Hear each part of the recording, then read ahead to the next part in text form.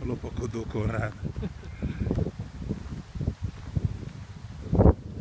Behajtsa minden. Igen, Legények. kész.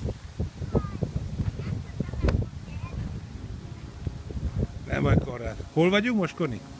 Nem mondom el. Hol vagyunk?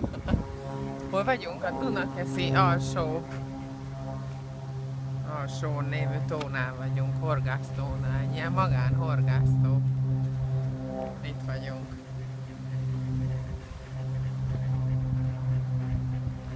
Állami engedély szükséges ahhoz, hogy itt pecázhass, illetve napi jegyet kell vásárolni 3500 forintért.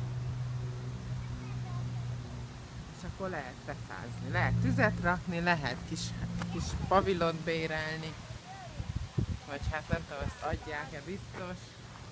Az kuka, Koni, az egy szemet. Megnézd, mi van?